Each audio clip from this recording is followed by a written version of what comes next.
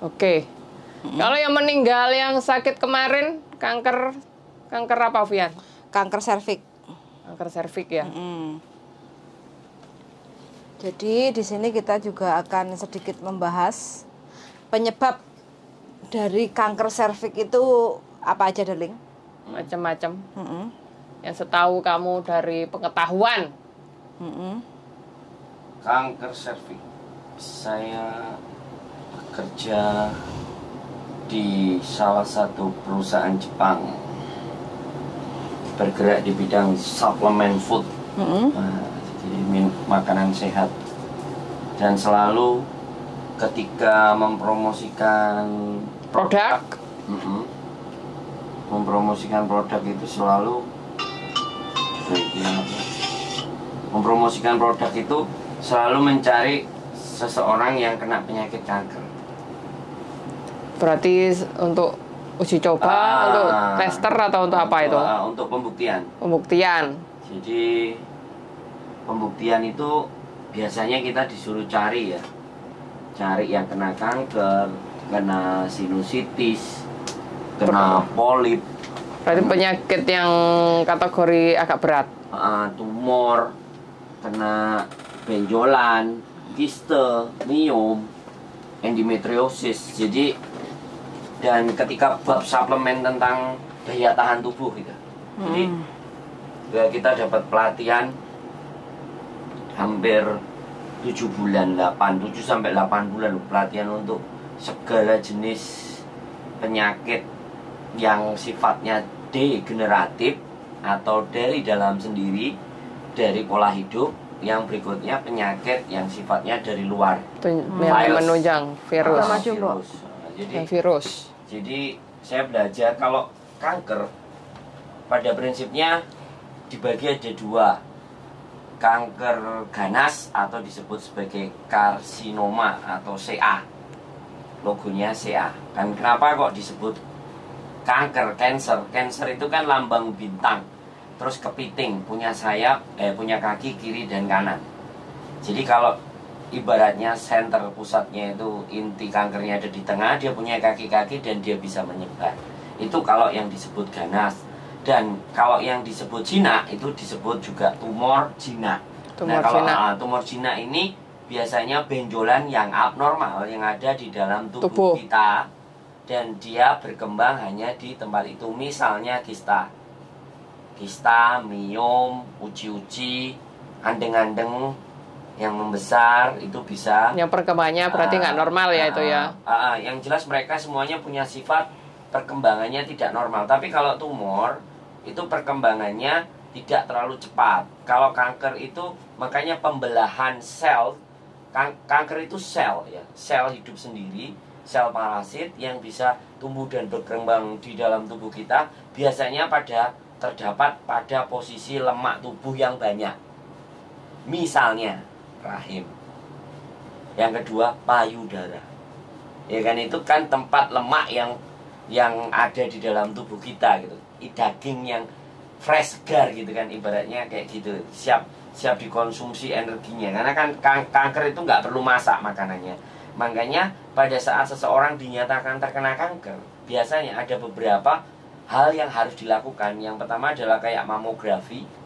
Kalau nggak bisa mamografi yang langsung ekstrem itu biasanya ada lukanya, disebut biopsi.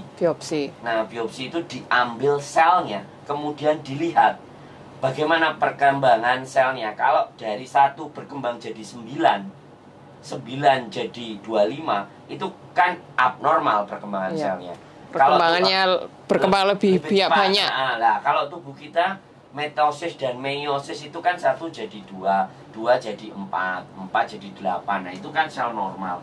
Nah, karsinoma itu ada 2 hal faktor penyebabnya kalau diambil secara garis besar. Yang pertama faktor dari dalam, yang kedua adalah faktor dari luar. Misalnya contoh, kalau faktor dari luar, misalnya ya kan, faktor dari luar itu ketika terjadi kanker serviks, itu berhubungan dengan orang banyak, terus jarang cebok, nggak bersih. Nah, itu banyak Kebersihan. kuman-kuman atau iritasi. Ada yang sudah menonton 13 juta manusia di Mbak Yuli itu di Sapa Sandro. Oh ya, bojoku kan delok dhewe nang ngono. Enggak, kan kamu lagi ngomong, makanya kan aku nggak mau cut. Cut dulu kan bisa kayak gitu. Jadi, seperti itu ya teman-teman. Oke, udah masuk ya. Mbak Titik, Mbak Dede, Mbak Aris Budi. Linda, yang atas Linda. Mbak Linda Adawiyah, terima kasih. Ya, pokoknya kita berdoa. Jadi faktor dari dalam dan faktor dari luar. Nah, dari luar kebersihan, kalau yang dari dalam itu biasanya ditengarai ada 3 hal penting dan 3 hal besar. Yang pertama adalah faktor turunnya daya tahan tubuh. Jadi 1, sel kanker itu akan tumbuh subur dan bagus itu ketika daya tahan tubuh lemah, menurun. Lemah. Jadi tambah lama tambah lemah, turun, dan itu disebabkan oleh apa? Itu faktor kebiasaan. Misalnya ya kan, ketika dia itu sudah lemah, maka sel tadi itu akan berkembang karena tidak ada yang nyerang. Nah, seperti itu. Nah, sel daya tahan tubuh menurun itu faktornya ya stres, banyaknya konsumsi makanan yang zat aditif tambahan ya, kayak misalnya formalin, borak, kalsium karbonat, nah kan, terus apa namanya yang terlalu kalau dibaca di warna, nah itu kan aditif. Karena kanker jarang ditemukan di zaman penyakit orang masa lalu, walaupun ada, tidak sesering zaman yang sekarang lebih modern. Karena zaman dulu bikin makanan ya pagi dibuat, ya pagi dimakan, habis selesai. Tapi sekarang ada susu yang ditaruh di kotak, diminum 2-3 hari, bahkan sampai sebulan, ternyata masih bisa. Nah, itu cerita. Kalau kita bercerita panjang ya kan, masalah tentang kanker itu daya tahan tubuh, itu belum bahas ya, saya belum bahas sel T, sel beta, sel gamma, macam-macam sel pertahanan tubuh. Jadi seperti itu. Intinya kalau kita sesuaikan aja dengan teman-teman. Yang paling sering yang mungkin bisa ditengarai atau dijadikan tanda, apakah mereka sering mengkonsumsi makanan yang mengandung banyak zat aditif atau tambahan. Masuk instan, makanan instan. Makanan instan. Yang pertama itu cepat saji. Nah, yang kedua faktor depresi, stres yang berlebihan. Kalau kita bahasanya ke PMI, 2 hal tersebut. Iya. Fokusnya mayoritas karena kan mereka ya udah tekanan dari keluarga, terus tekanan dari pekerjaan, terus mungkin juga bisa tekanan dari lingkungan, dan itu kan mempengaruhi juga. Yes. Stressful. Iya, sangat mempengaruhi ya teman-teman ya. Jadi dijaga selalu. Kalau emosi, setiap orang kan pasti punya emosi, Fuyan, Sandro ya kan? Pasti. Tapi gimana itu kita bisa mengelola emosi itu menjadi sesuatu yang lebih baik lagi, diolah menjadi energi yang lebih bermanfaat gitu. Jangan sampai stresnya nanti nggak tepat. Saya pernah bertanya kepada penyintas yang sudah sembuh. Iya. Mak Ronan. Iya, Mak Ronan. Nah, kita udah bahas aja di sini. Mak Ronan juga orangnya welcome kan. Iya. Kita nggak mau ngomongin di belakang sebenarnya. Makanya sebenarnya dibutuhkan untuk campaign di mana bahwa pencegahannya itu bagaimana dan seperti apa. Menurut saya pernah tanya Mak Ronan, ada berapa orang, ya kita bukan akademisi ya, tim peneliti yang canggih, tapi kita bisa mengestimasi aja dari yang kena aja. Itu ketika kita tanyakan atau ngisi kuesioner atau kita gali infonya, apakah mempunyai kemiripan atau kesamaan apa yang dialami dari pasien satu pasien yang lainnya. Nah, apalagi mereka juga ada perkumpulan juga kan yang universitas. Kita nggak bisa masuk ya, kita tidak bisa memberikan informasi yang benar-benar, karena sekali lagi kita belajar ya. Saya nggak bisa bicara yang benar atau profesional, tapi paling tidak kita itu bisa melakukan campaign dengan ketika teman-teman itu ada faktornya apa, kita tidak usah menyebutkan identitasnya, tapi pasien A, pasien B, pasien C sampai pasien E, F HIJKL misalnya, itu memiliki kebiasaan yang seperti ini nanti ditarik garis lurus kesamaannya di mana. Nah, kesamaan itu yang harus dikampanyekan untuk supaya tidak terjadi. Terus disuarakan agar teman-teman lebih ini ya peka gitu loh Fuyan untuk menjaga kesehatannya. Ini ada pertanyaan darling dari Mbak Winda Widiani. Innalillahi wa inna ilaihi raji'un. Siapa yang meninggal, Mbak? Jadi minggu kemarin ya kita mendengar kabar itu ada salah satu teman yang lagi berjuang melawan kanker serviks, Mbak Ami, almarhum Mbak Ami. Jadi sudah tidak merasakan sakit lagi ya karena sudah dipanggil. Mas, kenapa kena kanker itu kok digundul? Nah, jawabannya apa darling? Dari Mas Dede ini. Karena saya juga gundul. Tapi apakah Anda kalau kena dulu kanker? majikanku itu bukan karena digundul, karena mau apa? Banyaknya kemoterapi yang dijalani sama majikan, akhirnya rambutnya rontok saking panasnya. Jadi kenapa kok terjadi gundul? Jadi gini, pada saat seorang dinyatakan, misalnya habis dibiopsi ya, diambil selnya, kemudian teridentifikasi dalam perkembangan selnya. Biasanya setelah dibiopsi itu akan keluar hasilnya. Antara stadium 1, 2, terminal. 1 dan 2 dan terminal. Nah ini. Nah, ketika terjadi di stadium 1, maka yang terjadi hanya benjolan saja dan merasa tidak sakit. Stadium 1. Dia akan merasa itu mulai sakit dan cenut-cenut itu biasanya 2+. Stadium 2+. Ya, 1 ke 2 ini tidak ada rasa, apalagi 0 ke 1. Nah, ini hubungannya tadi gundul. Nah, ketika sudah diperiksa, dicek dan ternyata that is a positive of carcinoma. Karsinoma bahasa latinnya adalah karsinoma, CA. Karsinoma atau karsinoma itu sel jahat. Orang-orang menyebutnya kanker, bahasa latinnya karsinoma. Jadi karsinoma itu ketika stadium 1 maka segera.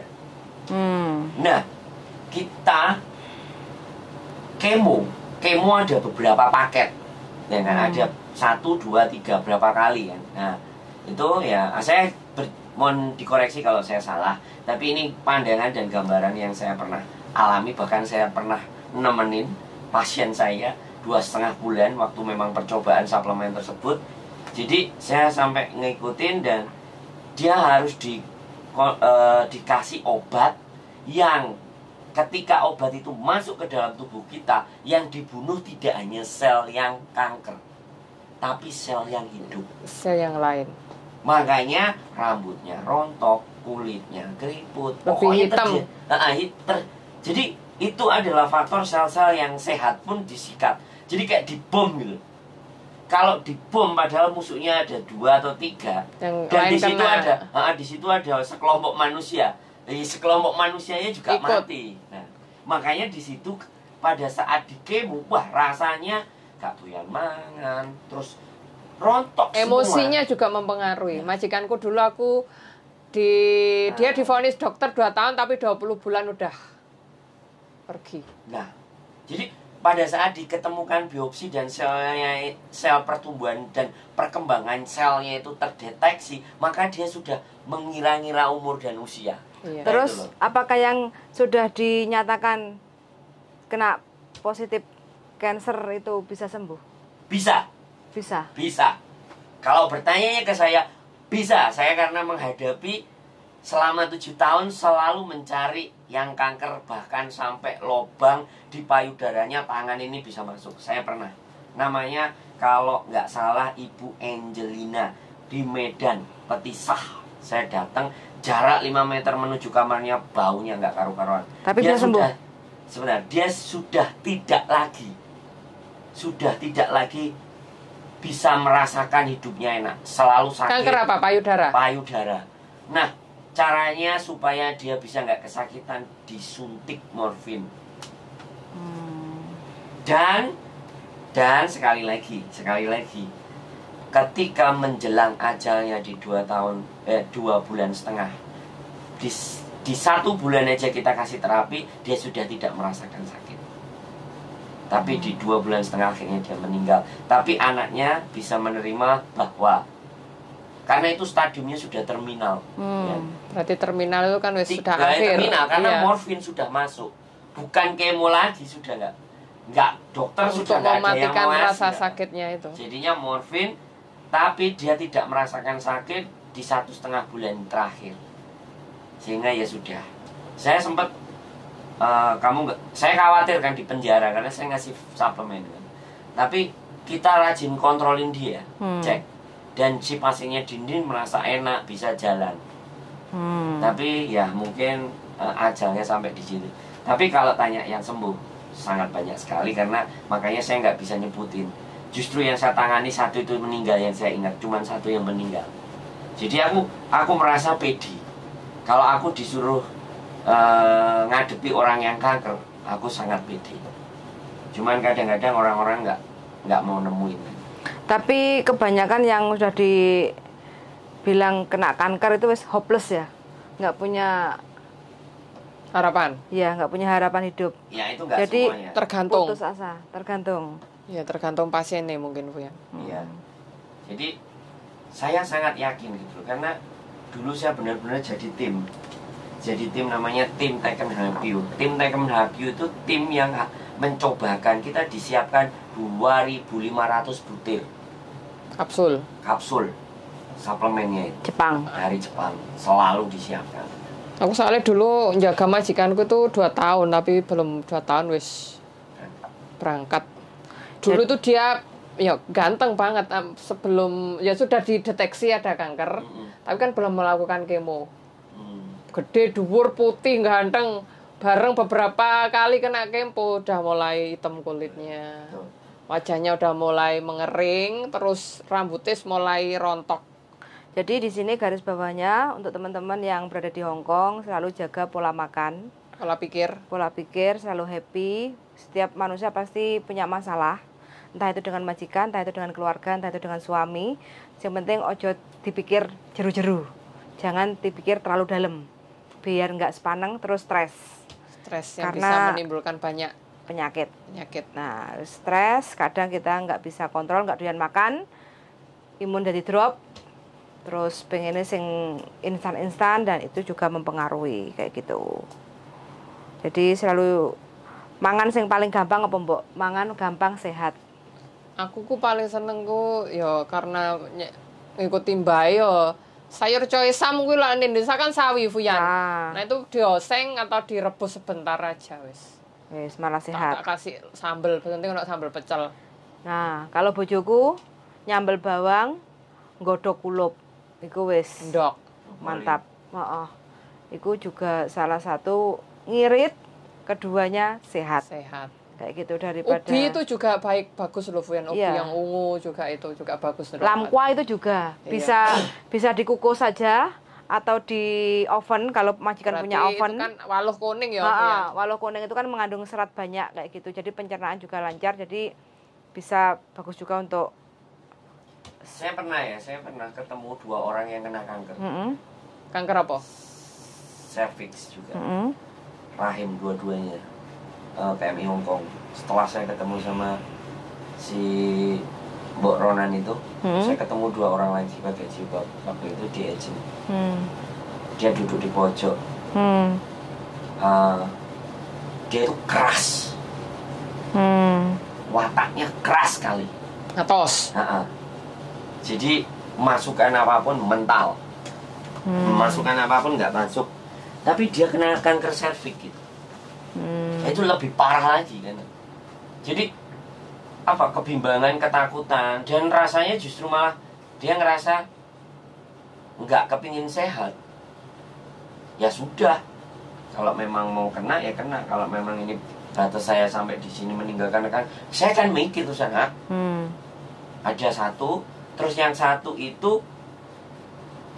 keras ya, yang satu itu ada sebuah persoalan ataupun permasalahan yang nggak kelar-kelar di dalam hidupnya.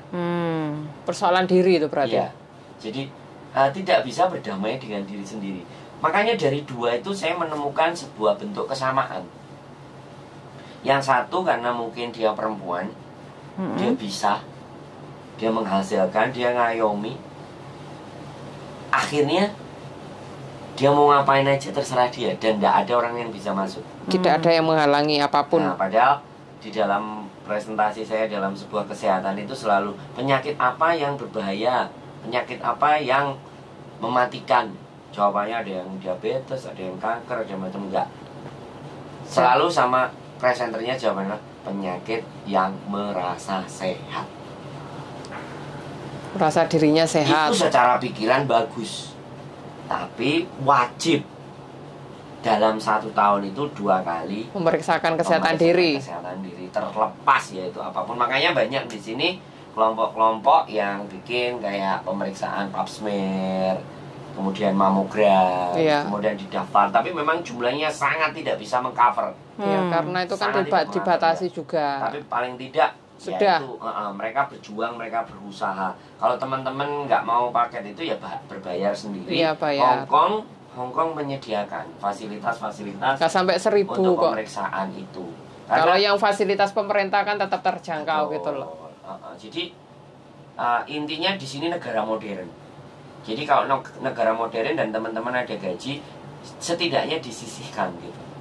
Untuk kalau memang bisa ikut program-programnya teman-teman, ini sebenarnya apa yang harus dilakukan oleh Bu Ayu ya. Bu Ayu, halo Bu Ayu, halo. Selalu gorengin tempe. Mau ganteng tak kayak nombanganan. Jadi selalu masakan sayur. Ini pejuangnya adalah salah satunya ya Bu Ayu dan In the Gang. In the Gang-nya Bu Ayu. Jadi terima kasih yang sampai selama ini masih memberikan pelayanan buat teman-teman semuanya. Ya seharusnya suatu ketika kita harus podcast juga ya, ngomong sama dia ya. Oh iyalah. Kita biasanya iya, tapi kapan Mas Sandra Mbak Diana? Kata masak nih apa? Orangnya nggak pernah punya waktu garai. Jadi dia bingung gitu. Kalau dia menyiapkan waktu tak siapin semua, kita promo media kita dipakai semua, no problem. Jadi sebenarnya kayak gitu ya teman-teman ya. Saya sadar diri, sadar diri, sadar rai, sadar posisi. Sadar kamera? Sadar kamera. Jadi tidak banyak hal yang saya pelajari, tapi saya selalu meyakini bahwa membantu dan menolong orang itu tidak harus dengan uang. Dengan kedumblian pun bisa. Jadi bojoku aku ndumli. Iya Mbak Diana. Ya Allah. Ini ada Mas Dede. Mas Dede bilang majikanku umur 90 tahun lebih, dia masih bisa jalan, makan makanannya sayur-sayuran terus. Bagus. Yang penting sayurannya nggak disemprotin pestisida. Sayuran yang sehat. Kan sekarang kita tidak juga bisa beralih ke pestisida, tapi kan orang Hongkong ada kan, ada untuk nyuci buah dan sayur, semuanya ada yang menghilangkan. Bahkan sekarang yang lebih mahal lagi adalah sayur organik. Iya, jadi beli 5 gue terus. Mbahku ra gelem mangan tapi aku sing mangan. Wah, keren aku berarti. Untung memang nih mangane ambandamu gak penting. Mbak tikus mabuk ketinggalan ya. Ayo Mbak, cepet numpak pesawat, selak ketinggalan. Tikus karkise, mabuk. tikus mabuk. Iya, tikus mabuk sing paijo nguntal kulkas. Iya, paijo nguntal kulkas. Ya, saya komen. Iya.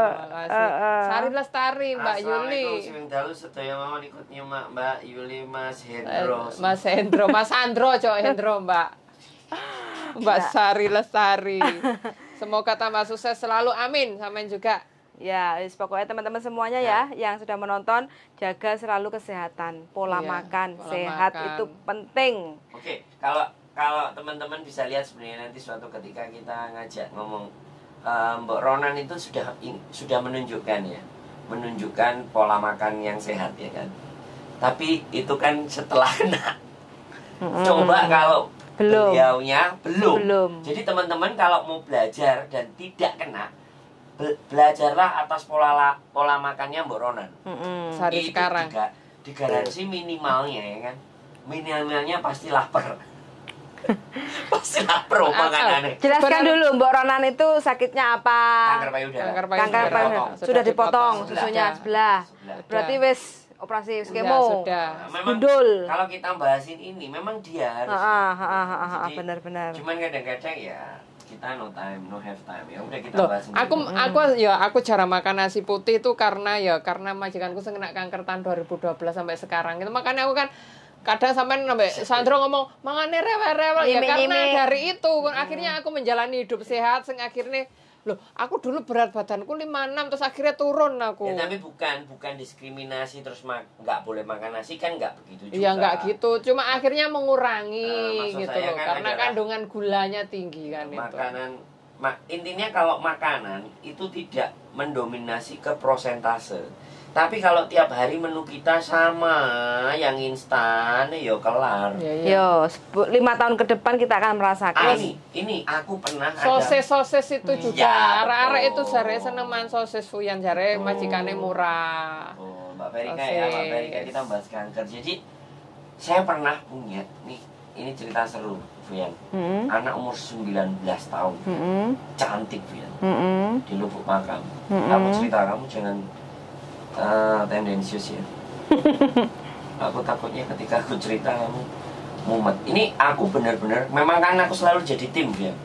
Untuk cancer itu mereka nggak mau main-main karena itu target kita di bulan ketiga harus menghasilkan nilai yang lebih gitu loh. Makanya diambilnya staff-staffnya yang harus senior. Aku nemu